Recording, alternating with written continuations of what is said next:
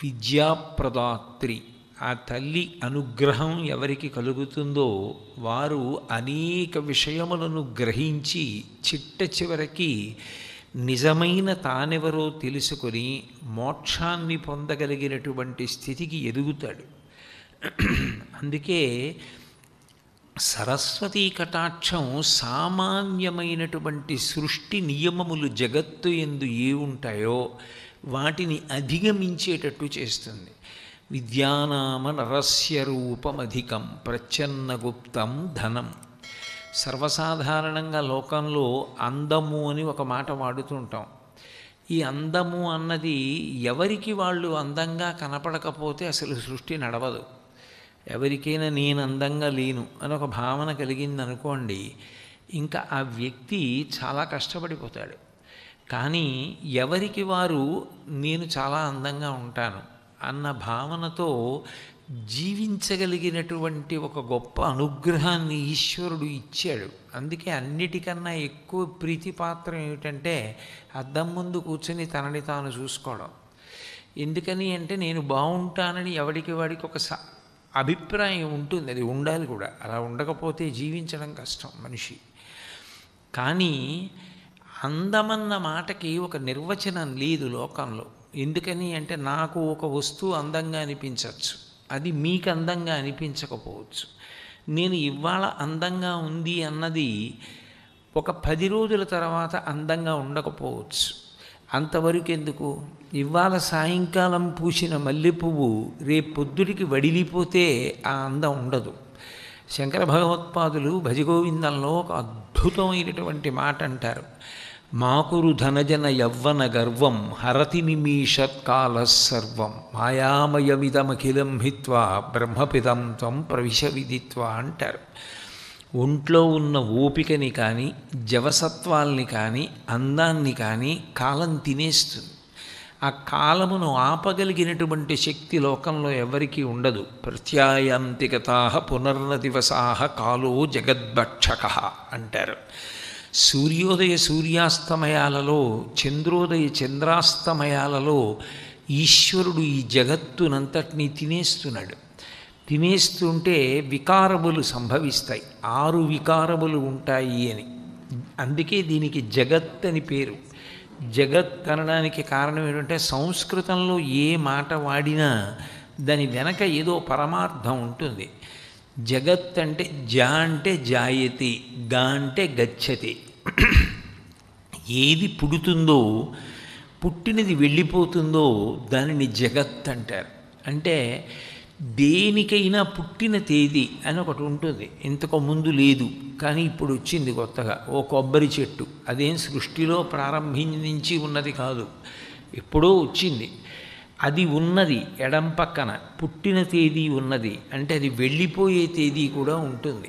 అందుకే ప్రతి ప్రాణికి కూడా 6 వికారములు ఉంటాయని చెప్తుంది. పుట్టినది అది ఈశ్వరుడు స్వయంభూ అయినట్టు, శాశ్వతుడైనట్టు ఏ ప్రాణి కూడా శాశ్వతుడు కాడు, స్వయంభూ కాడు. ఎవరో ప్రతి ప్రాణి పుడుతుంది. కాబట్టి పుట్టినది, పుట్టినది ఉన్నది భవతి అంటారు సంస్కృతంలో. ఎందుకంటే పుట్టిన ప్రతీది ఉండాలని నియమమేం లేదు. మృత శిశువు జన్మించవచ్చు, పుట్టి పుట్టగానే శరీరమును వదిలిపెట్టచ్చు. కాబట్టి పుట్టినది ఉన్నది, ఉన్నది పెరిగినది. కొన్ని సంవత్సరాల పాటు శరీరం పెరుగుతుంది. పెరిగినంత కాలం శరీరాన్ని శరీరము అంటారు. 50 సంవత్సరములు దాటిపోయాక ఇక శరీరం అనరు, దేహము అంటారు. ఎందుకంటే దహ్యమానము, అది దహింపబడడానికి దగ్గర పడిపోతోంది కాబట్టి దేహము అంటారు. కాబట్టి పుట్టినది, ఉన్నది, పెరిగినది, తరిగినది. ఎంత పెరుగుతుందో అలా తరిగిపోవడం మొదలు పెడుతుంది. వికారములు వస్తాయి, జుట్టు తెల్లబడిపోతుంది, కన్ను కనపడక కంటికి కళ్ళజోడు వస్తుంది, ఒళ్ళంతా ముడతలు పడిపోతుంది, సంధిబంధములన్నీ సడలిపోతాయి, శుష్కించిపోతాడు. తరిగినది, తరిగినది మార్పు చెందినది. ఆయనే అని ఆ నిశ్చల చిత్రాన్ని ఆయన 25 ఏళ్ల నిశ్చల చిత్రం పక్కన 80 ఏళ్ల నిశ్చల చిత్రం పెట్టారనుకోండి, గుర్తుపట్టలేరు. ఆయన ఈయన అని ఆశ్చర్యపోయేటట్టుగా మారిపోతుంది. తరిగినది, మార్పు చెందినది, అనేక రకములైన మార్పులు వచ్చేస్తాయి శరీరంలో.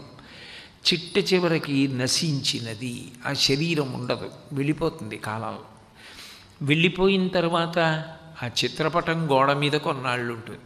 ఏదో ఆ కొడుకు బహుశా ప్రేమించేవాడైతే కొన్నాళ్ళు ఉంచుతాడు. ఆ తర్వాత మనవడికి ఏమైనా గౌరవం ఉంటే మా తాతగారిని ఏదో కొన్నాళ్ళు ఉంటాడు. ఆ తర్వాత కూడా ఇంకా చిత్రపటాలు ఉండాలని కోరుకోవడం పేరాశ.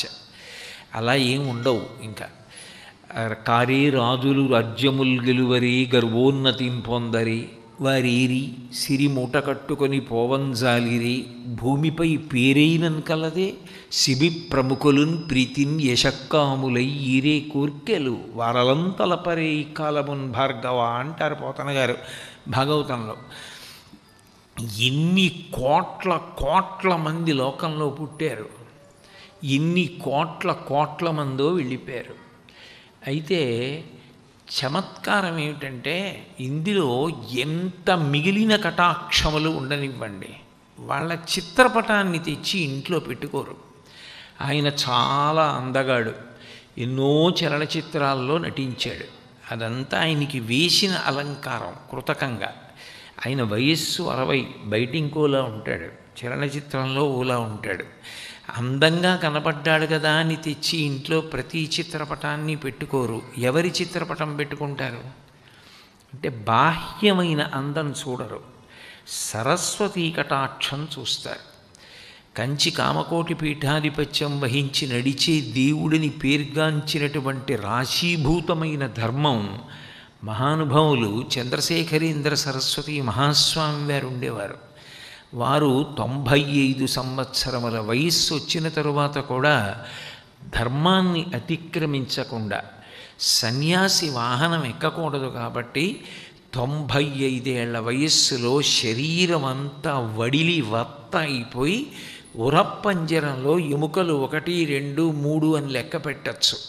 అంతగా ఉరప్పంజరం అంతా బయటికి వచ్చేసి ఒక కన్ను భూతద్దం లాంటి కళ్ళజోడు పెట్టుకొని ఇంత విభూతి పెట్టుకొని బొట్టు పెట్టుకొని, అప్పుడు కూడా తోపుడు బండిని చేత్తో పట్టుకొని సత్యదండం పట్టుకొని నడిచి వెడుతుంటే కాళ్ళు చీపురు పుల్లల్లా అయిపోయి మోకాళ్ళు ముడతల పడిపోయి పసిపిల్లల మోకాళ్ళలా చిన్న చిన్న మోకాళ్ళైపోయినటువంటి స్వామి నడిచి వెడుతుంటే కోట్లకి పడగలెత్తిన వాళ్ళు, అట్నుంచి వాహనాల్లో వస్తున్న వాళ్ళు వెంటనే మహాస్వామి వారు నడిచి వస్తున్నారటని కార్లు దిగిపోయి, వాహనాలు దిగిపోయి, చొక్కాలు బనీన్లు విప్పి నడుము కట్టుకొని రహదారికి అడ్డంగా పడి నమస్కారం చేస్తూ ఉండేవారు. ఇప్పటికీ నాకు ఎప్పుడైనా మనసుకి కొంచెం అశాంతిగా ఏదైనా అనిపించిందనుకోండి, కొంచెం ఏదైనా మనసు ఖేదపడేటటువంటి సన్నివేశం ఏదైనా జరిగిందనుకోండి, నేను కాసేపు వెళ్ళి మహాస్వామి వారి యొక్క చిత్రపటం ముందు నిలబడతాను. కాసేపు వారి చిత్రపటం ముందు నిలబడి తదేకంగా దాని వంక చూశాననుకోండి, నాకు ఏదో మనశ్శాంతి కలుగుతుంది. నేను వారి అనుగ్రహ భాషను ఒకటి తీసి కాసేపు చదువుకున్నాను అనుకోండి, నాకు వెంటనే గొప్ప ఊరట కలుగుతుంది, గొప్ప మనశ్శాంతి కలుగుతుంది. ఎందుకు ఆయన చిత్రపటం పెడతాం? ఆయన అందగాడు, పైకి ఏదో చాలా సౌష్ఠవంగా ఉన్నారని కాదు, ఆయన సరస్వతీ కటాక్షం, మహాపురుషుడు. సరస్వతీ అనుగ్రహం అంటే అదేం మాటలతో కూడుకున్నటువంటి విషయం కాదు, సత్యదర్శి. వారి నోటి వెంట ఒక్క మాట వచ్చింది అంటే చాలు, అవతల వారి యొక్క జీవితం దశ తిరిగిపోయేదంటే. ఒక్క మాటతో అవతల వాళ్ళని మార్చేవారు. లక్షల మంది ఉన్న సభలో మీరందరూ నాకు భిక్ష వెయ్యాలని డబ్బు తెచ్చారు, పళ్ళు తెచ్చారు, బట్టలు తెచ్చారు. ఈ పేద సన్యాసి మీ నుంచి ఏమీ అడగట్లేదు, కానీ నేనొక్కటి అడిగితే మీరు ఇస్తారా అని అడిగితే సభలో ఉన్న వాళ్ళందరూ ఇస్తాం అంటే, మీరు జీవించి ఉన్నంతకాలం ప్రతిరోజు మీ జీవితంలో 2 నిమిషములు నాకు ధారపోయగలరా? ధారపోస్తాం. ఇప్పుడు ఆ 2 నిమిషాలు మీవి కావు. రోజుకు ఆ 2 నిమిషాలు శ్రీరామనామం చెయ్యండి. ఆ 2 నిమిషాలు నాకు ఇచ్చేశారు కాబట్టి నేను ఇచ్చినట్టు చెప్పినట్టు వాడండి. 2 నిమిషాలు రామనామం చేయించి ఎందరి జీవితాలు మార్చారు. వచో మౌనం చాద్యం తదను బహుళా భాషణమపి ప్రకామం దైవానం నిలయగమనం స్వాత్మనిరతి స్వకీయే వాన్యస్మిన్ నిరవధిదయా సామ్యరహిత విచిత్రం మన్యేహం యతికులపతే చేష్టితమహో అంటారు ఆయన గురించి. అటువంటి పరమాద్భుతమూర్తి 96 సంవత్సరాల వయస్సులో ఆయన 30 సంవత్సరాల వయస్సులో చూసినటువంటి వ్యక్తిని గుర్తుపట్టేవారు. అంటే అప్పటికి ఆయన ఎంత పెద్దవాడు అయిపోతాడు.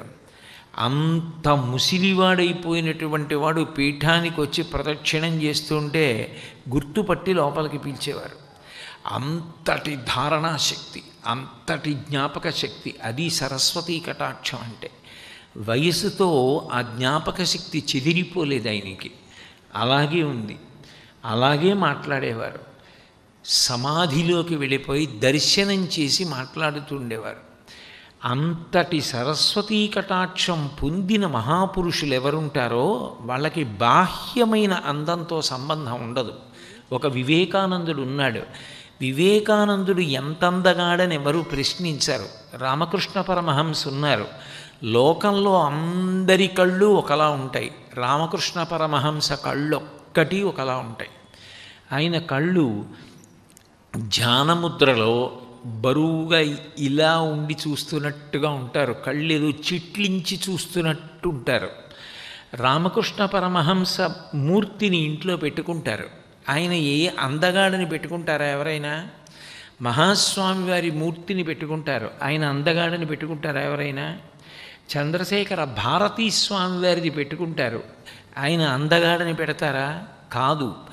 సరస్వతీ కటాక్షం కలిగినటువంటి వ్యక్తి వాడి వత్త అయిపోనివ్వండి, ఆయన చిత్తరువు తెచ్చి పెట్టుకుంటారు. 95 ఏళ్ళు వచ్చేసి జ్ఞాపక శక్తి అంతా తగ్గిపోయినా కూడా, నేనే జీవితంలో ఒక మహాపురుషుణ్ణి చూశా. ఎప్పుడూ రామాయణం చెప్తుండేవారు. ఆయన బాగా పెద్దవారైపోయారు, నడుం విరిగిపోయింది ఆయనకి. ఒకసారి ఊరి ప్రజలందరూ ఆయన్ని గౌరవించాలని చక్రాల కుర్చీలో వేదిక మీదకి తీసుకొచ్చి కూర్చోబెట్టారు. ఎన్నాళ్ళయిందో ఆయన కంఠం విని ఒక్కసారి ఒక్క శ్లోకం గురించి చెప్పమని అడిగారు. అడిగితే రక్షిత జీవలోకస్య ధర్మస్య పరిరక్షిత అని రామాయణంలో శ్లోకం గురించి మాట్లాడుతున్నారు. మాట్లాడి ఆయన మరిచిపోయి నేను చెప్పాను అనుకుని మళ్ళీ అదే శ్లోకం మొదలుపెట్టారు. వాళ్ళ అబ్బాయి వేదిక మీదకి వెళ్ళి కుర్చీ పక్కన నించుని చెవిలో, నాన్నగారండి మీరు ఆ శ్లోకం ఇప్పుడే చెప్పారు, మళ్ళీ చెప్తున్నారు నాన్నగారండి అన్నాడు. అంటే ఆయన అన్నారు, నేను ఇప్పుడే చెప్పానట ఈ శ్లోకం, మళ్ళీ చెప్తున్నానంట, నాకు జ్ఞాపకం లేదు చెప్పినట్టు అన్నారు. ఎవరు? ఒకప్పుడు పుస్తకం లేకుండా ఇందులోంచైనా చెప్పగలిగినటువంటి గొప్ప వ్యక్తి ఒకనాడు అంత జ్ఞాపక శక్తి తగ్గిపోయింది. కానీ ఆయనకి గుండెపోటు వస్తే వైద్యశాలలు భయపడ్డాయి చేర్చుకోవడానికి. ఈయన ప్రాణాపాయ స్థితిలో ఉన్నారని మా వైద్యశాలలో ఉంటే వచ్చే వేల జనాన్ని తట్టుకోగలమా అని చిట్ట చివరకు ఆయన శరీరం వదిలిపెట్టేశారు. సరస్వతీ కటాక్షం అంటే అలా ఉంటుంది. ఆయనకి గుండెపోటు వచ్చి కొడుకు కారు ఎక్కిస్తుంటే ఆయన్ని చూడ్డానికి ఎవరో వచ్చారు. పూర్వభాషీచరాఘవ రామాయణం చెప్పి చెప్పి చెప్పి చెప్పి చెప్పి చిట్ట చివరకు ఆయన రాముడి స్థితిని పొందారు. వచ్చిన వారందరినీ ఆయనే ముందు పలకరించేవారు. అప్పుడు కూడా గుండెపోటుతో కూడా పలకరించి కారెక్కారు. ఆయన చనిపోతే ఆయన అంత్యేష్టి సంస్కారం చేయడానికి కొడుకు కర్రలు తెప్పించాడు. ఆయన శిష్యులు అంటే ఆయన యందు అభిమానం ఉన్న వాళ్ళతో నిండిపోయే సందులు. వాళ్ళు అన్నారు, ఇలా వెళ్ళడానికి వీల్లేదు, మేమందరం తలో గంధపు చెక్క తీసుకొస్తాం, గంధపు చెక్కల్లో ఆయనకి దహన సంస్కారం చేయండి అన్నారు.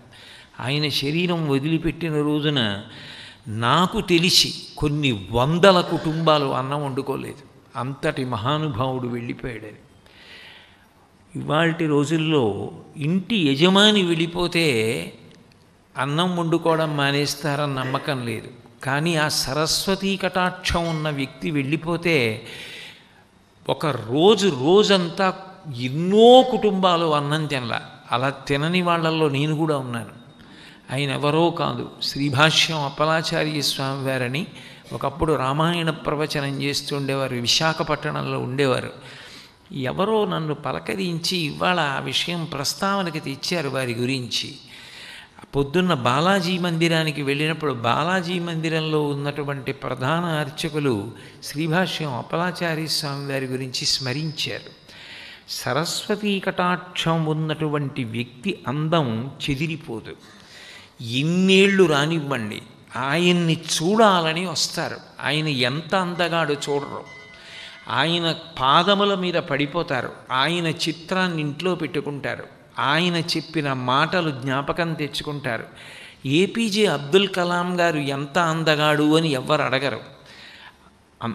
కలాం గారు చిట్ట చివర గుండెపోటు వస్తూ కూడా విద్యార్థులకి మంచి మాటలు చెప్పడం కన్నా నా జీవితానికి సార్థక్యం ఏమిటని చెప్తూ జారి పడిపోయారు. అటువంటి దేశభక్తులున్నాడే, ఆయనది సౌందర్యం.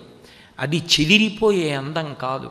వాళ్ళ చిత్రపటాలు పెట్టుకుంటారు ఇళ్లల్లో, అంతేకాని ప్రతివాడిది ఇన్ని కోటాను కోట్ల మంది పుట్టారు, ఇన్ని కోటాను కోట్ల మంది వెళ్ళిపోయారు. ఎవరి చిత్రపటాలు ఉన్నాయి గోడల మీద?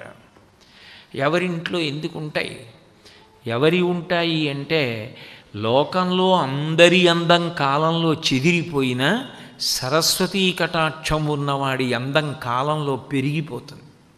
ఆయన ఎంత ముసలివాడైపోనివ్వండి, ఎంత వృద్ధైపోనివ్వండి, ఆయన కాళ్ళు పట్టుకుంటారు, ఆయన చిత్రపటాన్ని ఇంట్లో పెట్టుకుంటారు. అది చూసేటప్పటికి ఒక ఊరట. అందుకే సృష్టి నియమాన్ని సరస్వతీ కటాక్షం తిరగరాస్తుంది. అందం అందరికీ పోతుంది, సరస్వతీ కటాక్షం ఉన్నవాడి అందం ద్విగుణీకృతమవుతుంది. ఆయన చిత్రపటాలు కావాలని వెంపర్లాడతారు, తెస్తారు, పెట్టుకుంటారు. అది అంత ఊరటనిస్తుంది ఆయన్ని చూసేటప్పటికి.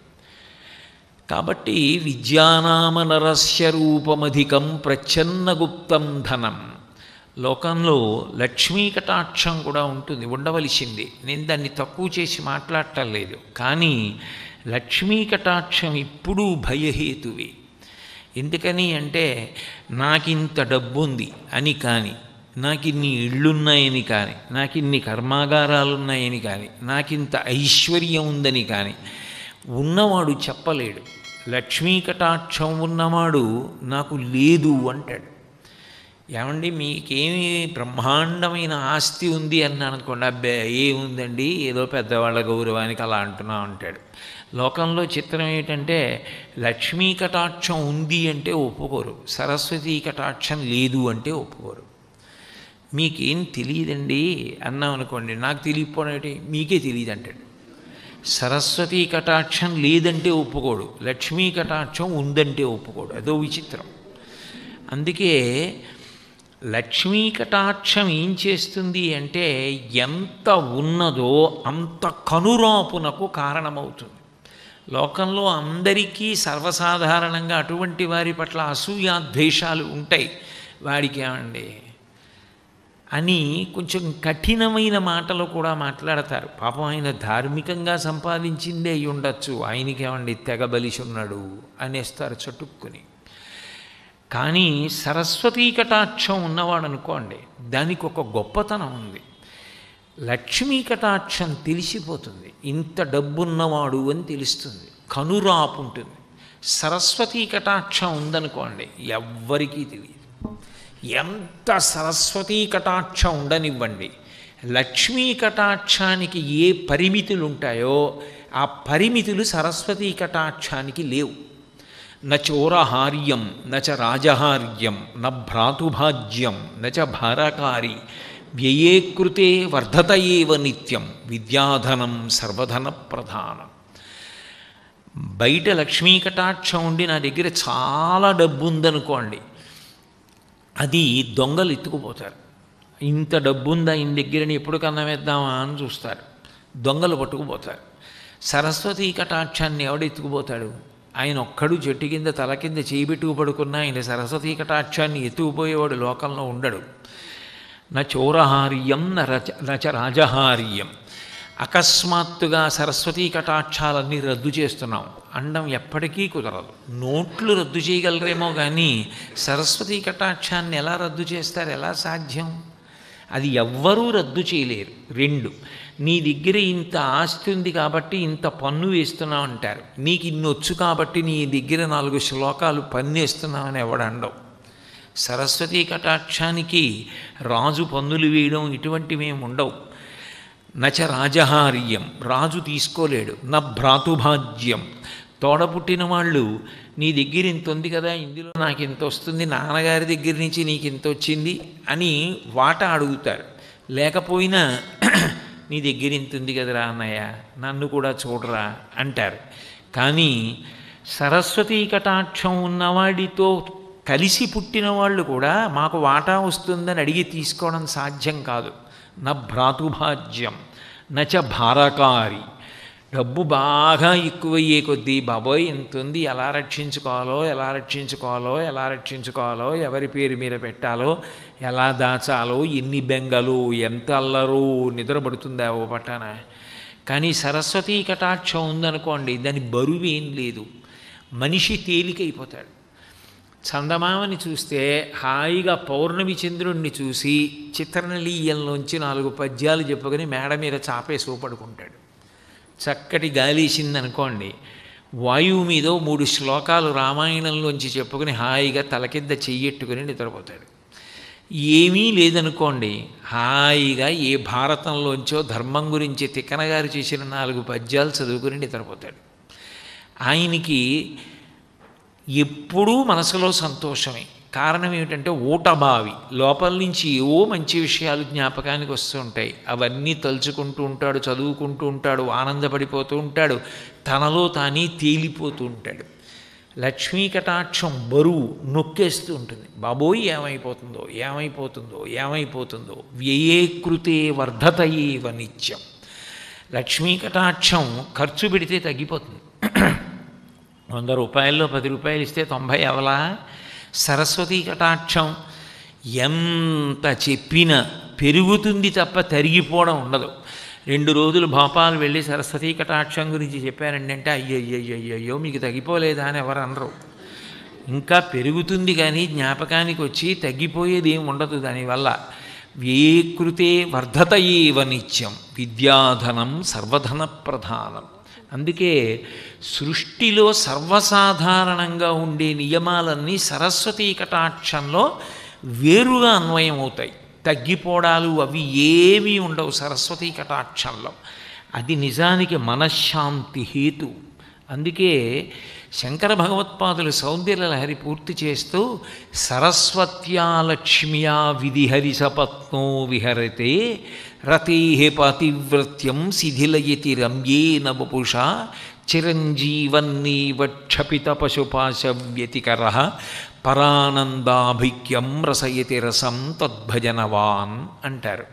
సరస్వత్యా లక్ష్మ్యా విధిహరి సపత్నో విహరతే. మనిషికి ఉండవలసిన మొట్టమొదటి విషయంలో సరస్వతీ కటాక్షాన్ని చెప్పారు.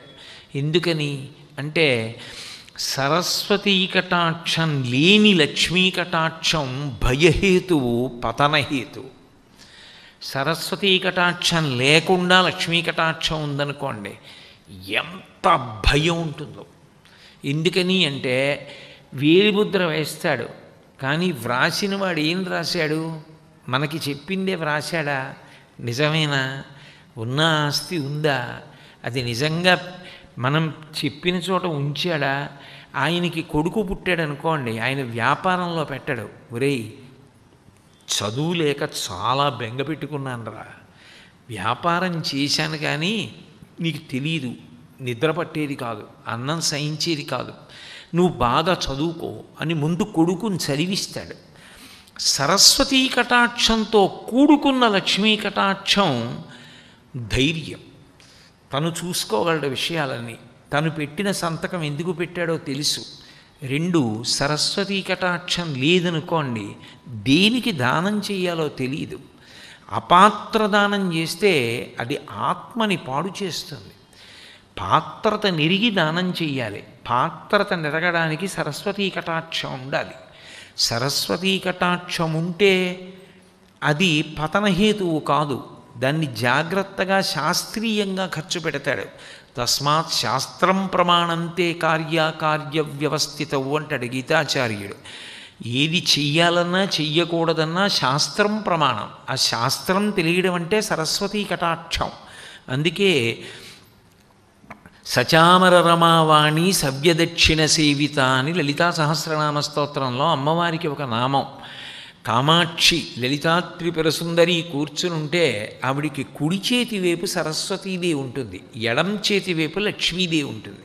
దాని అర్థం ఏమిటంటే కుడి చేతి వైపు ఉన్నవారు ఎడం చేతి వైపు ఉన్నవారి కన్నా ఎక్కువ అని గుర్తు. ఎక్కువ అంటే నా ఉద్దేశం లక్ష్మీదేవి తక్కువ అని కాదు నేను చెప్పేది. మన వైపుకి అన్వయం చేసుకునేటప్పుడు ఆవిడికి కుడి చేతి వైపు సరస్వతీదేవి ఉంది అంటే నీకు సరస్వతీ కటాక్షం లేకుండా లక్ష్మీ కటాక్షం కలిగితే అంత సంతోషంగా ఉండలేవు. కానీ సరస్వతీ కటాక్షంతో కూడుకున్న లక్ష్మీ కటాక్షం ఎప్పుడూ సంతోషహేతువు. అందుకే సరస్వత్యా లక్ష్మ్యా విధిహరి సపత్నో విహరతే సచామర రమావాణి సవ్యదక్షిణ సేవిత. నామాలు కానీ స్తోత్రాలు కానీ అలా రావడానికి కారణం సరస్వతీ కటాక్షం యొక్క గొప్పతనాన్ని లోకానికి చెప్పడం. అందుకే ఆ ధనం సరస్వతీ కటాక్షం వల్ల కలిగేటటువంటి ప్రజ్ఞ, దాని వలన కలిగేటటువంటి అనుగ్రహం మిగిలినటువంటి ఐశ్వర్యాల్లాగా లుప్తమయ్యేది తగ్గిపోయేది కాదు. అది ఇంకా ఇంకా ఇంకా ఇంకా ఎక్కువ అవుతుంది. సరికదా మీకు ఎన్ని ఉండనివ్వండి, భయం అన్నది మాత్రం జీవితాన్ని వెంటాడుతూనే ఉంటుంది. ఎందుకు వెంటాడుతుంది అంటే రెండే కారణాలు, యోగము క్షేమము. ఈ రెండు కారణాలకే భయం ఉంటుంది. యోగం, నాకు రావలసింది వస్తుందా, నేను ఒక్కడిగా ఉండిపోకూడదు, నాకు ఒక మంచి ధర్మపత్ని కావాలి, దొరుకుతుందా, దొరికింది. నాకు కొడుకు పుడతాడా, పుట్టాడు. నాకు కూతురు పుడుతుందా, కన్యాదానం చేస్తానా, పుట్టింది. వాళ్ళకి పెళ్ళిళ్ళు చేశాను, నా వంశం చూస్తానా, నాకు మనవడు పుడతాడా, పుట్టాడు. వాడికి ఉపనయనం అవడం చూస్తానా, ఉపనయనం అయ్యే వరకు ఉంటానా, ఉండి వాడికి అసలు ఆ గాయత్రి ప్రాశస్త్యం అవి వాడిని కూర్చోపెట్టుకుని పోతన గారి గురించి, వాల్మీకి గురించి, వ్యాసుడి గురించి నేను చెప్పుకుంటానా. యోగక్షేమాల విషయంలో మనిషికి భయం ఉంటుంది, చింత మరింత ప్రమాదకరం. ఒక వయసు అయిపోయిన తర్వాత శరీరం పడిపోతుందేమోనని బెంగ, అనారోగ్యం వచ్చి ఊపిరి అందట్లేదనుకోండి, ఆఖరి నిమిషం వరకు బెంగే, పడిపోతోంది పడిపోతోంది పడిపోతోంది శరీరం పడిపోతోందని బెంగ. ఆ భయంతో వదులుతాడు. సరస్వతీ కటాక్షం ఉంటే శంకరాచార్యులు వారు గంగాష్టకంలో అంటారు, మాతా జాహ్నవి శంభు సంగమిళితే బౌళో నిధాయాంజలిం త్వత్తీరే వపుషోవసాన సమయే నారాయణాంఘ్రిద్వయం సానందం స్మరతో భవిష్యతి మమ ప్రాణప్రయాణోత్సవే. మాతా అని ఆ గంగమ్మని పిలిచి, తల్లి నేను నీ ఒడ్డున నిలబడి శరీరం విడిచిపెడుతున్నప్పుడు మమ ప్రాణ ప్రయాణోత్సవే, నే ప్రాణం వదిలిపెట్టడం ఒక ఉత్సవంలా ఉండాలి. నేను ఒక ఉత్సవాన్ని నిర్వహిస్తున్నాను అనుకోండి, ఎంత సంతోషంతో ఉత్సవం చేస్తానో, స్వామిని చూసి వాహనంలో వెడుతుంటే ఎంత పొంగిపోతానో, నేను ప్రాణం వదలడం అంత హాయిగా వదలాలి. ఈశ్వర, ఇంతకాలం ఇందులో ఉన్నా, బ్రతికున్నంతకాలం నిన్ను పట్టుకున్నా, త్రికరణ శుద్ధిగా నీ గురించి చెప్పుకున్నా, నీ గురించి చెప్పి చెప్పి చెప్పి చెప్పి బడలిపోయింది శరీరం, నీ సేవ చేసి బడలిపోయింది, ఇక ఇది పతనమైపోతోంది, ఇక ఇందులోంచి నీ పాద పంజరంలోకి చిలక ఎగిరి వచ్చేస్తోంది అని ఉత్సవం కింద వదిలేస్తాడు. జ్ఞాని నిర్భయంగా వదులుతాడు. భగవాన్ రమణులు శరీరం వదిలిపెట్టేసే ముందు ప్రాణవాయువు తీసుకెడుతుంటే వద్దని కుడి చేతితో సంజ్ఞ చేసి హాయిగా చిరునవ్వుతో శరీరం వదిలిపెడితే ఆయనలోంచి జ్యోతి లేచి అరుణాచలానికి గిరి ప్రదక్షిణం చేసి అరుణాచలంలోకి వెళ్ళిపోయింది. మహానుభావుడు మంగళంపల్లి బాలమురళీకృష్ణ గారికి గురువుగారు దివిసీమలో ఉండేవారు. వేటూరి రామకృష్ణయ్య పంతులు గారని ఆయనే నేర్పారు సంగీతం. ఒళ్ళో కూర్చోపెట్టుకుని ఆయన సంగీతం నేర్పిన వైనం గురించి బాలమురళీకృష్ణ గారు చేసిన ప్రసంగాలు వింటే గురువు అంటే ఇలా ఉంటారు కదా, శిష్యుడంటే ఇలా ఉంటారు కదా అనిపిస్తుంది. ఆ పారుపల్లి రామకృష్ణయ్య పంతులు గారి మేడ మీద ఉంటే ఓ రోజు మనవలు వచ్చి చెప్పారు, తాత 3 రోజుల నుంచి మధ్యాహ్నం ఎక్కడి నుంచో తెల్ల పంది వస్తోందని. ఓ వస్తోంది, సమయం అయిందిరా అన్నారు. అని లోపలికి వెళ్ళి తలస్నానం చేసి మడి కట్టుకుని కిందకి దిగి, ఒరే సంగీత పాఠశాల జాగ్రత్త, సంగీతం డబ్బు కోసం పాడకండి, నాదోపాసన, మోక్షం గురించి సంగీతాన్ని అధ్యయనం చేయండి అని చెప్పి వెళ్ళి అందరూ చూస్తూ ఉండగా ఆ తెల్ల పంది వంక తిరిగి నమస్కారం చేశారు. ఆయన వెళ్ళగానే ఆ తెల్ల పంది లేచి నించుంది. ఆయనలోంచి జ్యోతి చూస్తూ ఉండగా వెళ్ళి అందులో కలిసిపోయింది. మహానుభావుడు ముత్తుస్వామి దీక్షితారు వారు శిష్యులందరూ చూస్తూ ఉండగా పశుపాశ విమోచని కామాక్షి అని కీర్తన చేస్తుంటే ఆయనలో జ్యోతి లేచి పూజామందిరంలో కామాక్షిలో కలిసిపోయింది. సరస్వతీ కటాక్షం ఉన్నవాడు నిర్భయంగా శరీరాన్ని వదిలిపెడతాడు. శరీరం వదలడమే అంత నిర్భయం అయితే సరస్వతీ కటాక్షం ఉన్నవాడు బ్రతికినప్పుడు ఎంత ప్రశాంతంగా బ్రతుకుతాడు. అది సరస్వతీ కటాక్షానికి ఉన్న గొప్పతనం.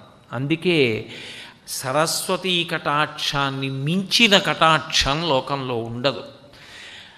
అటువంటి సరస్వతీ కటాక్షం మనుష్యునకు తప్ప ఏ ఇతర ప్రాణికి అవసరం లేదు. కాబట్టి విద్యానామనరస్య రూపమధికం ప్రచ్ఛన్న గుప్తం ధనం విద్యా భోగకరి.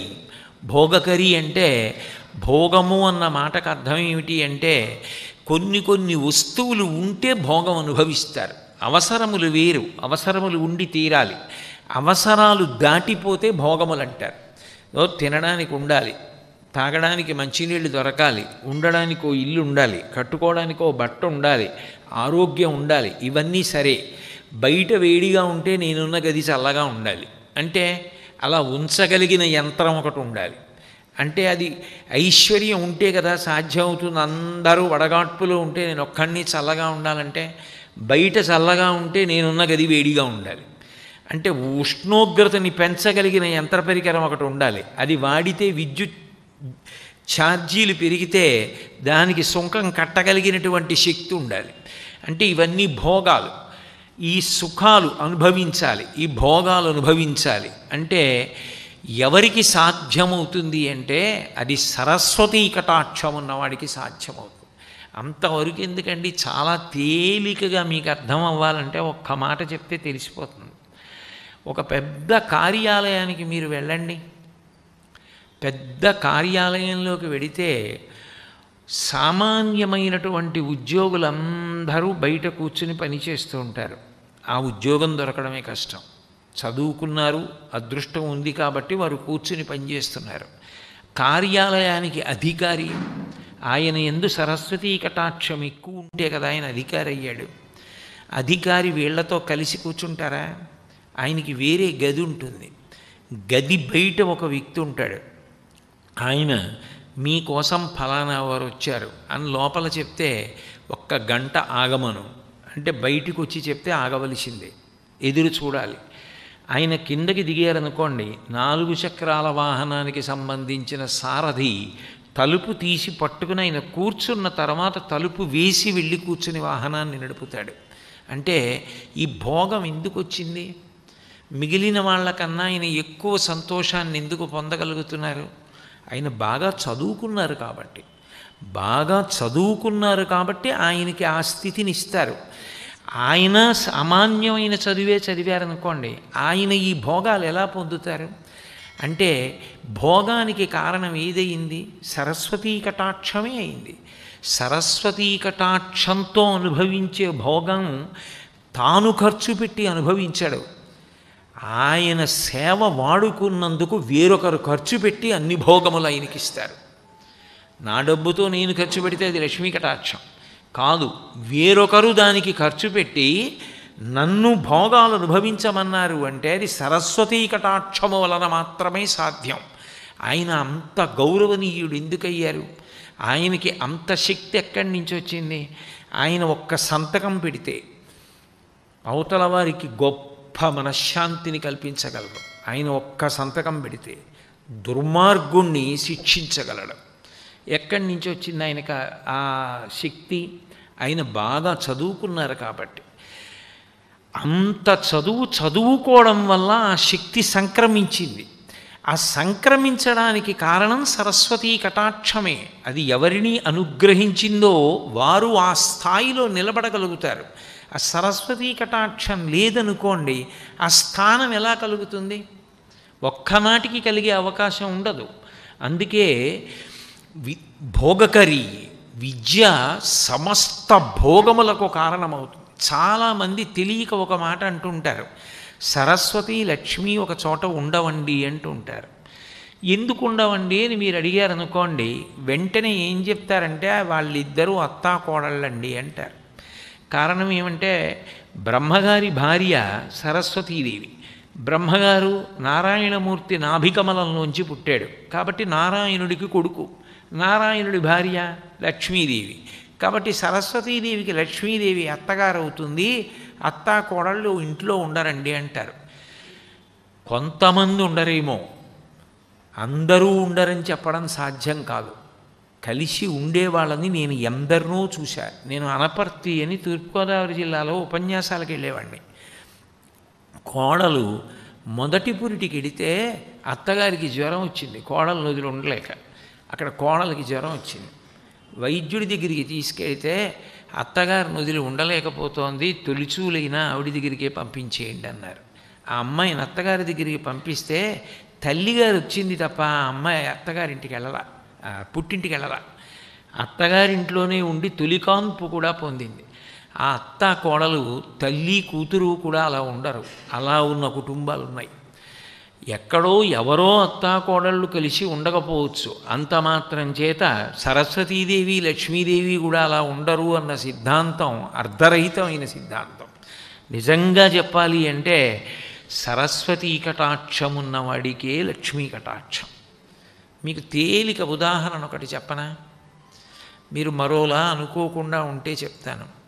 ఇది నా గొప్పకి చెప్పట్లా, సరస్వతీ కటాక్షం గొప్పతనానికి చెప్తున్నా. ఈ సభలో ఉన్న చాలామంది కన్నా నేను చాలా తక్కువ వాడిని. అయినా నన్నింత ఎత్తు మీద కూర్చోబెట్టి మీరెందుకు కింద కూర్చున్నారు? నాకన్నా ఎంతో అధికులు ఉన్నారు ఈ సభలో, అయినా కిందెందుకు కూర్చున్నారు? నేను 4 మాటలు చెప్తున్నాను కాబట్టి, సరస్వతీ కటాక్షం గురించి మాట్లాడుతున్నాను కాబట్టి ఇక్కడ కూర్చోబెట్టారు. అంటే ఇంత నన్ను ఒక కారులో తీసుకొచ్చి పైన కూర్చోబెట్టి నేను రావడానికి ముందు మీరు కూర్చుని నేను మాట్లాడుతున్నంతసేపు మీరు విని నేను వస్తుంటే నిలబడి, అది గౌరవం కాదు? అది ఎందుకు వచ్చింది? సరస్వతీ కటాక్షం ఉంటేనేనా వచ్చింది? నేను ఇది చెప్పలేకపోతే మీరందరు ఎందుకు నిలబడతారు? మీరందరూ ఎందుకు వస్తారు నా కోసం? రారు. వచ్చారు అంటే అది కేవలం ఆ తల్లి నా మీద ప్రేమతో చూసింది కాబట్టి ఈ పాటి మాటలు మాట్లాడుతున్నాను కాబట్టి. ఎవరు చెప్పారు సరస్వతీ కటాక్షం ఉన్నవాడికి లక్ష్మీ కటాక్షం ఉన్నదని? నేనే ప్రత్యక్ష నిదర్శనంగా భోగం అనుభవిస్తూ మీకు కనపడుతున్నానుగా. అయినప్పుడు విద్యా భోగకరి, సమస్త భోగములు విద్య వలన లభిస్తాయి. విద్యా భోగకరి యశః, విశేషమైనటువంటి కీర్తికి కారణం ఎవరు అంటే సరస్వతీదేవియే. ఆ తల్లి ఎవరిని అనుగ్రహిస్తుందో వాళ్ళు శాశ్వతమైన కీర్తిని పొందుతారు. గుర్రం జాషువా గారు ఓ అద్భుతమైన పద్యం చేశారు. ఆయన ఎన్నో చేశారు. అందులో ఒక పద్యం ఆయన అంటారు, రాజు మరణించే ఒక తార రాలిపోయే, కవియు మరణించే ఒక తార గగనమెక్కే, రాజు జీవించు రాతి విగ్రహములయందు, సుకవి జీవించు ప్రజల నాలుకలయందు. రాజు చచ్చిపోతే ఓ తార రాలిపోయింది, సుకవి చనిపోతే ఒక తార ఆకాశంలోకి వెళ్ళింది. రాజు రాతి విగ్రహాల్లో బతుకుతాడు, సుకవి ప్రజల నాలుకల మీద బతుకుతాడు. ఎవరిది గొప్ప? సరస్వతీ కటాక్షం ఉన్నవాడిది గొప్ప. అందరి మాట ఎప్పుడు ఆగిపోతుంది? శరీరంతో ఆగిపోతుంది. కోటాను కోట్ల మంది పుట్టారు, కోటాను కోట్ల మంది వెళ్ళిపోయారు. ఇప్పటికీ మీరు వెంకటాచలం వెడితే తిరుమలలో ఘంటసాల గారి భగవద్గీత వినపడుతూ ఉంటుంది. నేను వెంకటాచలం దర్శనానికి వెళ్ళినప్పుడు, ఇప్పుడు కాదు, మా పెళ్ళైన కొత్తల్లో, అంటే దాదాపు ఓ 30 ఏళ్ల వెనక, నా భార్యతో కలిసి వెంకటేశ్వర స్వామి వారి దర్శనానికి వెడుతూ నేను అంటూ ఉండేవాడిని, ఆయన ఎంత ధన్యాత్ముడే, శరీరం వదిలిపెట్టేశారు. శరీరం వదిలిపెట్టేసిన తర్వాత ఇక వాక్కు ఉండదుగా. శరీరం వదిలిపెట్టేసిన తర్వాత ఏ కృష్ణ పరమాత్మ భగవద్గీత చెప్పాడో ఆయనే వెంకటేశ్వరుడిగా ఇక్కడ ఉన్నాడు. ఘంటసాల గారు చెప్పిన భగవద్గీత కొండంతా వినపడుతుంటే వెంకటేశ్వర స్వామి వారికి కూడా వినపడుతూ ఉంటుందిగా.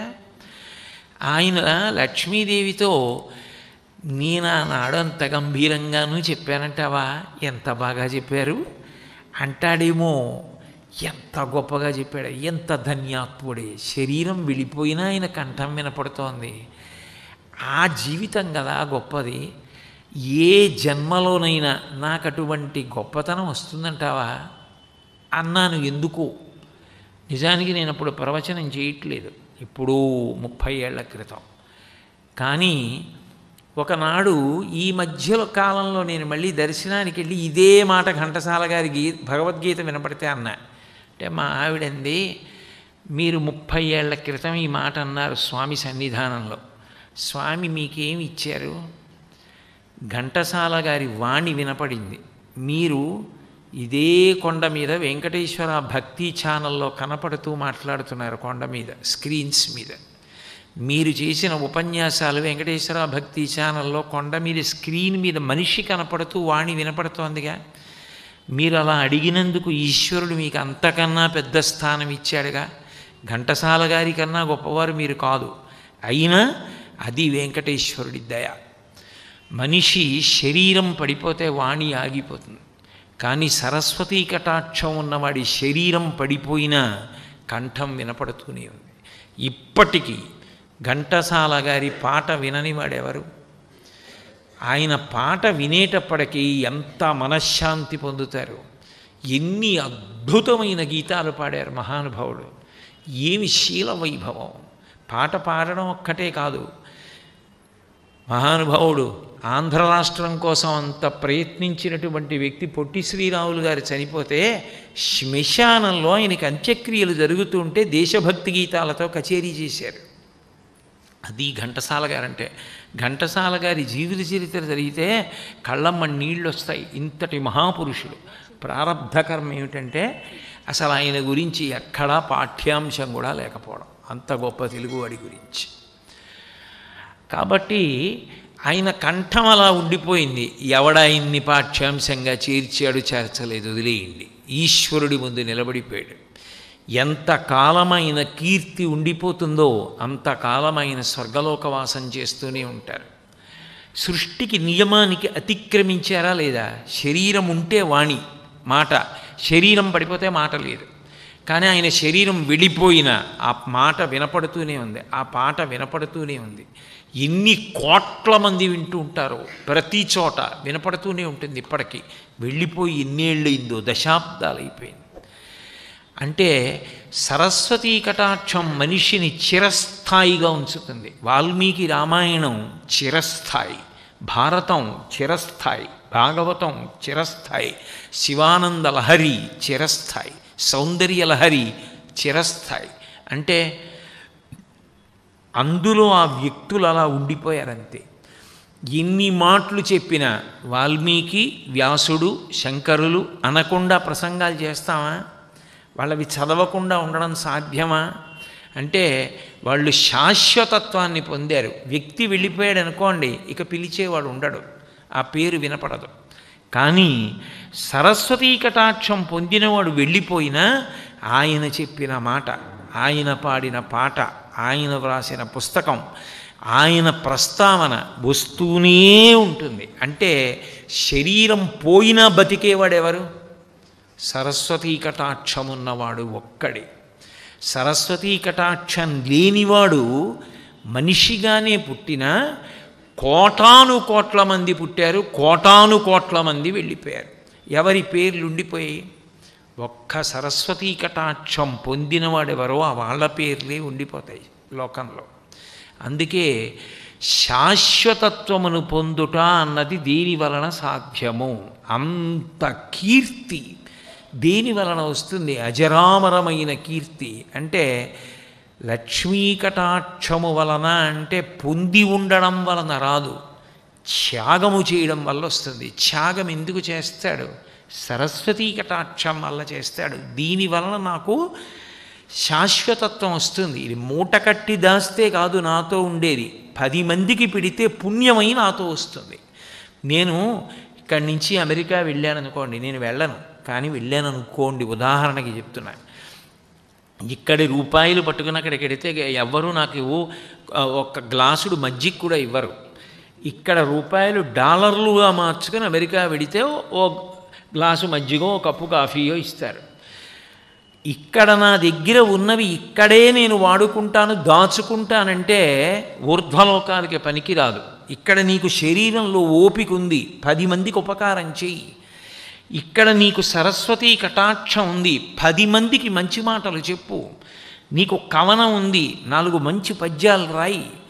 నీకు మంచి పాట వచ్చు, ఈశ్వరుడి ముందు ప్రబోధాత్మకంగా మంచి పాటలు ప్రజల కోసం పాడు.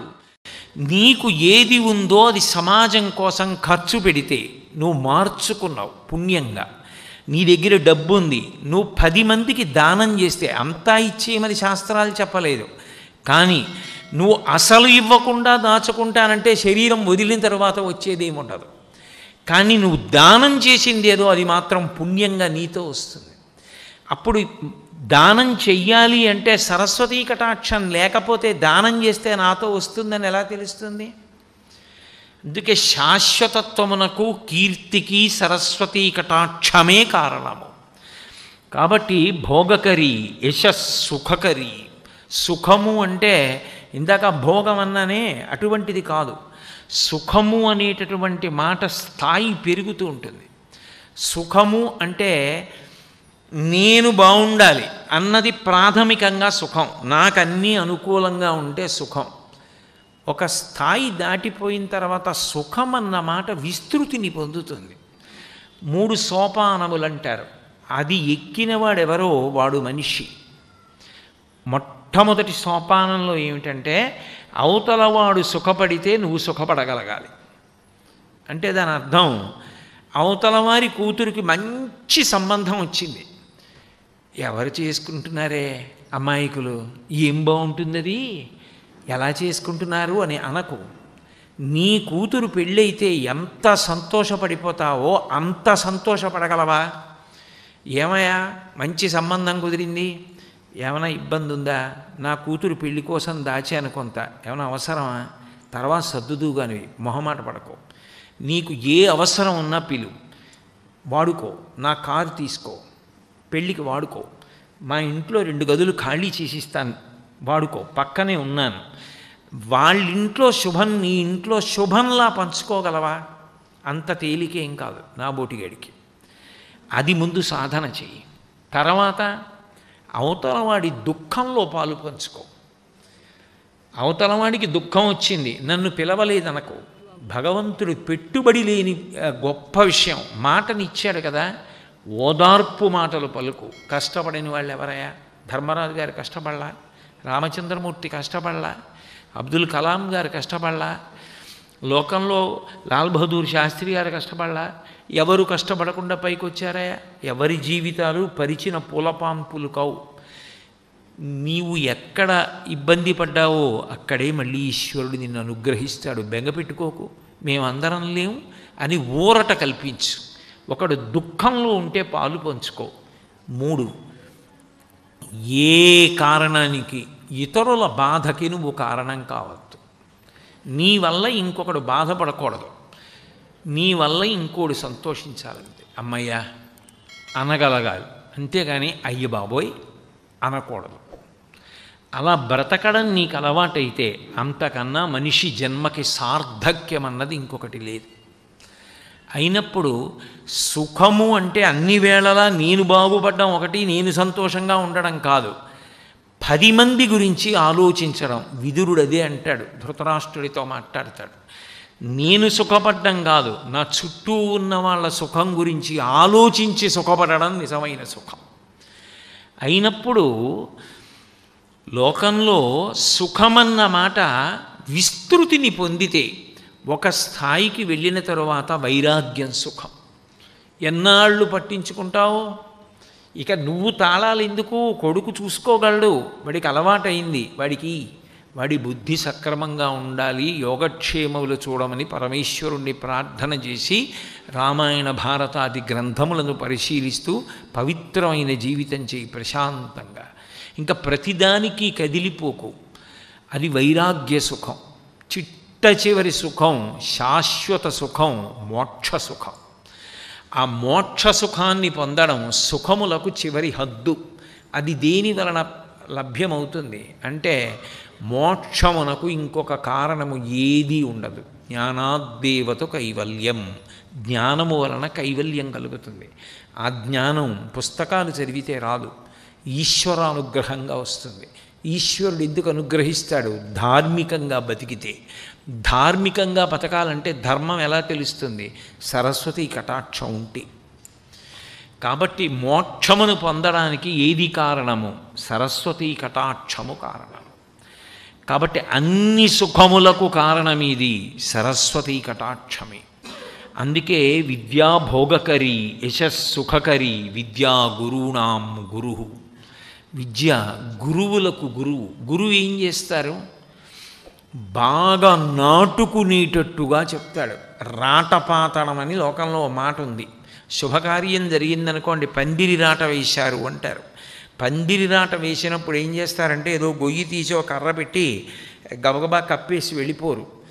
ఊపి చూస్తాడు, ఇది ఊగుతోంది, ఏగేదో వచ్చి దానికి దురద కోసమని ఒంటిని దానికేసి రాపాడించింది అనుకోండి, మంగళప్రదంగా పాతినటువంటి కళ్యాణరాట పడిపోకూడదు, విరిగిపోకూడదు.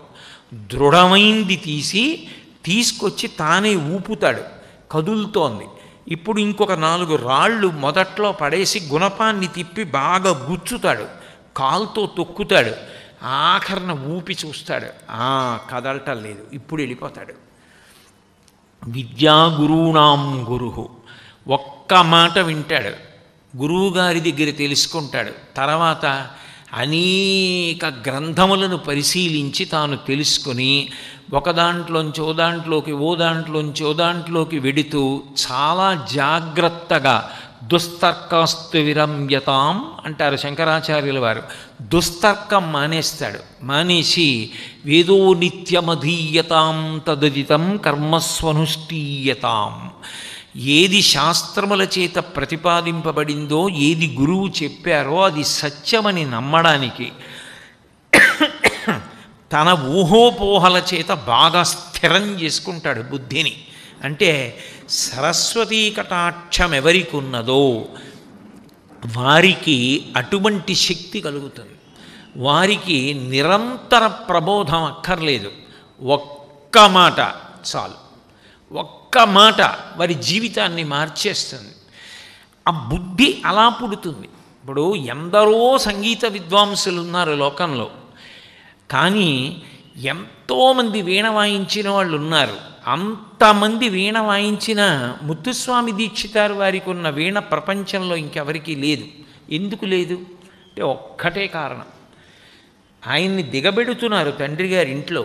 దిగబెడుతుంటే ఇంటికి వచ్చినటువంటి చిదంబర స్వామిని యోగి, పెద్దవాణ్ణి అయిపోయాను, కాశీ నడిచి వెళ్ళాలి ఆ రోజుల్లో, ఎవరైనా తోడు ఉంటే బాగుంటుంది, నీ కొడుకు ముత్తుస్వామిని పంపించమన్నారు. పెద్ద కొడుకు లేక లేక లేక లేక పుట్టాడు. ముందు పంపడానికి జంకారు. పక్కనున్న స్నేహితుడు చెప్తే తోడుగా పంపించారు చిదంబరనాథ యోగికి. వెంట వెళ్ళిపోయారు ముత్తుస్వామి దీక్షితారు వారు. వెళ్ళిపోయి దాదాపుగా కొన్ని సంవత్సరాల పైచిలకు ఆయన గురువు గారికి సేవ చేస్తున్నారు. కొన్నాళ్ళు పోయాక ఒక రోజుని పిలిచి అడిగారు, నువ్వు వచ్చి చాలా కాలం అయింది కదా, మీ అమ్మగారిని నాన్నగారిని చూడాలని లేదా అని అడిగారు. అడిగితే దీక్షితారు వారు అన్నారు, కాశీపట్టణ వాసం, విశ్వనాథ దర్శనం, విశాలాక్షి అనుగ్రహం, గురు సేవనం, గంగా స్నానం, ఇంతకన్నా ఏం కావాలి? అందుకని నాకు దీని మీద మనసు లేదు, ఇలా మీ సేవ చేస్తే చాలన్నారు, అంతే. ఆ రోజు గంగా స్నానానికి వెడితే గురువుగారు రోజు స్నానం చేశాక శిష్యుడు చేసేవాడు. ఆ రోజు గురువుగారు అన్నారు, ఇవాళ నువ్వు ముందు వెళ్ళు, గంగ బాగా లోపలికి వెళ్ళి స్నానం చేసే ముందు చేతులు పెట్టు, నీకు ఏది తగిలితే అది పైకి తీసుకో అన్నారు. గురు కటాక్షం అంతే. వెళ్ళి గంగలో చేతులు పెట్టారు, ఏదో తగిలింది, పైకి ఎత్తారు, వీణ, గంగా ప్రసాదం. అందుకే ఒక్క దీక్షితారు వారి వీణకి మాత్రం యాళి పైకి ఉంటుంది. యాళి అంటే పౌరాణిక మృగం. కంచిలో వరదరాజస్వామి దేవాలయంలో స్తంభాల మీద కనపడుతుంది. ఆ యాళి పైకి తిరిగి ఉంటుంది. దీక్షితారు వారి చిట్ట చివరికి కామాక్షి పరదేవత యందు ఐక్యమైపోయారు. మహానుభావుడు ఎక్కడికి వెళ్ళి కూర్చుని కీర్తన పాడినా ఆ దైవ స్వరూపం యొక్క తత్వం ఆయనకి భాషించేది లోపల. అంటే బుద్ధి పెట్టగానే ఊటబావిలోంచి తన్నినట్టు లోపల నుంచి తనంత తాను వచ్చేస్తుంది సరస్వతీ కటాక్షం అంటే. దానికి ప్రత్యేక ప్రయత్నం ఉండదు. ఇంకా గురూణాం గురువు, ఆ తల్లి అనుగ్రహం అంత గొప్ప స్థితిని ఇచ్చేస్తుంది.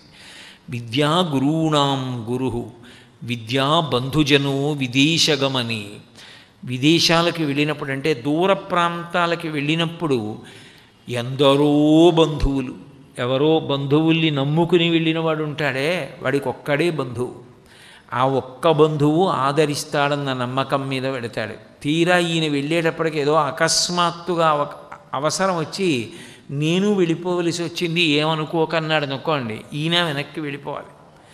కానీ విద్యావంతుడు ఉంటాడే, సరస్వతీ కటాక్షం ఉన్నవాడు, ఆయన ఎక్కడికి వెళ్ళనివ్వండి ఎందరో బంధువులు, అందరూ ఆయన్ని పలకరిస్తారు, అందరూ ఆయన కోసం చూస్తారు, అందరూ ప్రేమతో కూర్చుని మాట్లాడతారు. నేనెవరు, మీరెవరు, నా గురించి మీకేం తెలుసు, మీరెవరో నాకేం తెలుసు.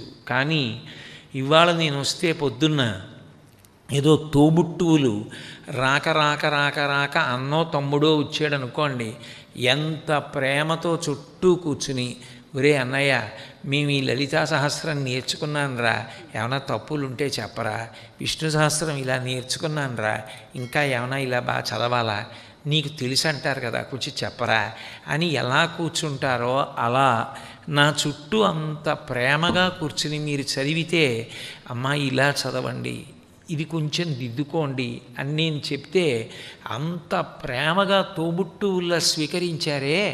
ఎవరు చెప్పారు నాకు భోపాల్లో బంధువులు లేరని? మీరందరూ నా అక్క చెల్లెళ్ళు గారా, అన్నదమ్ములు గారా?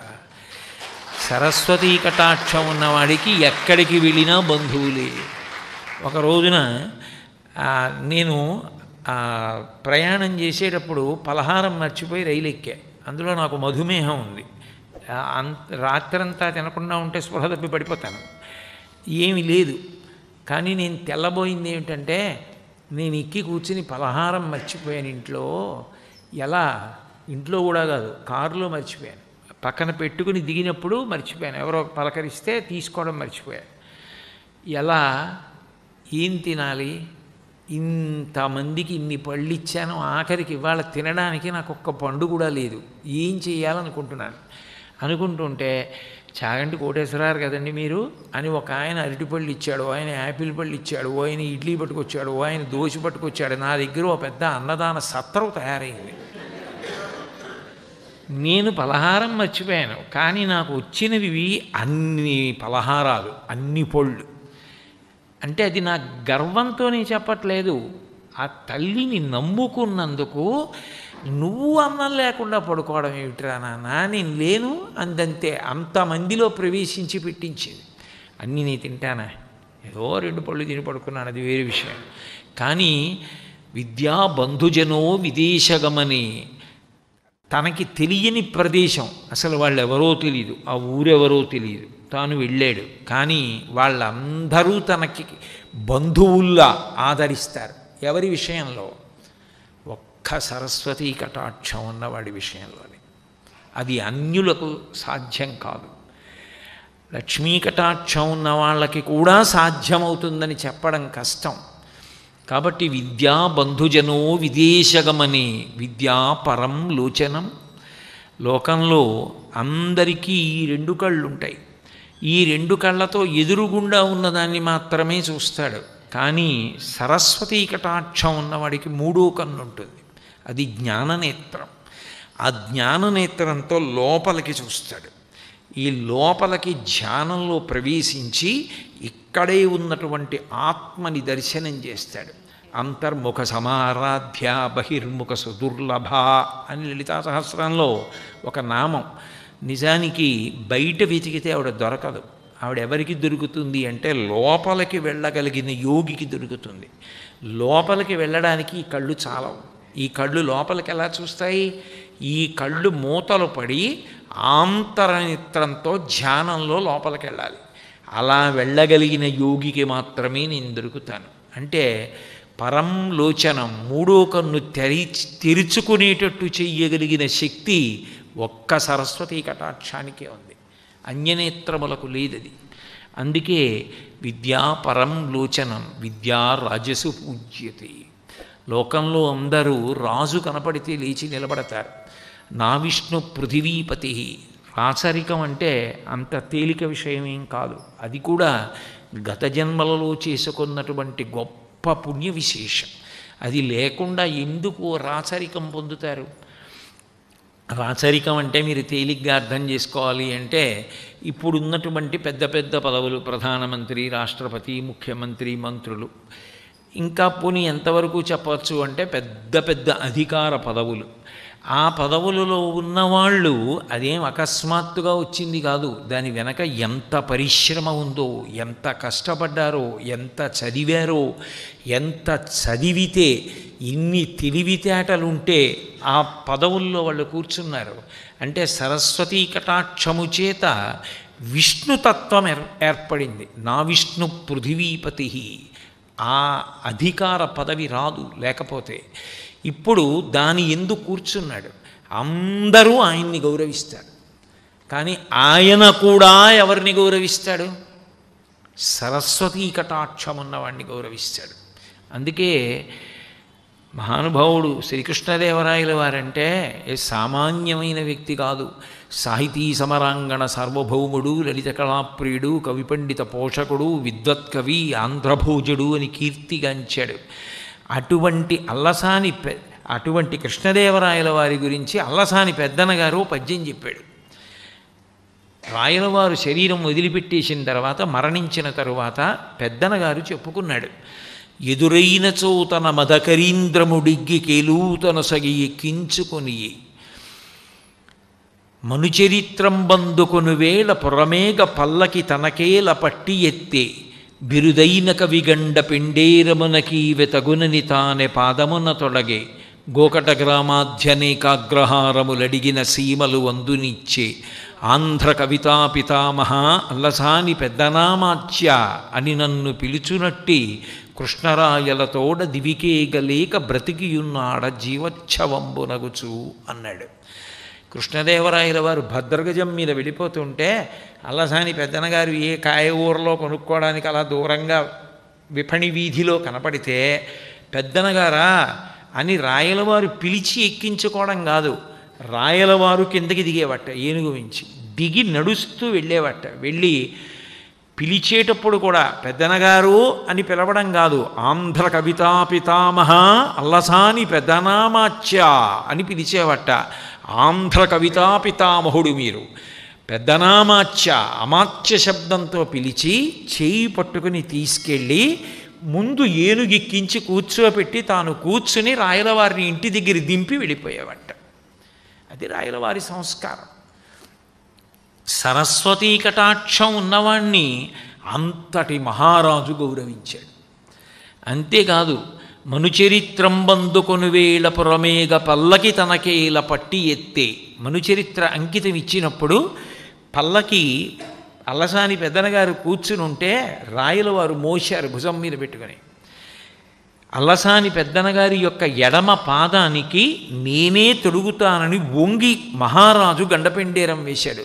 బిరుదైన కవి గండ పెండేరమున కీవె తగునది తానే పాదమున తొడగే. సరస్వతీ కటాక్షం ఉన్నవాడి ముందు రాజాధిరాజులు వంగిపోయారు.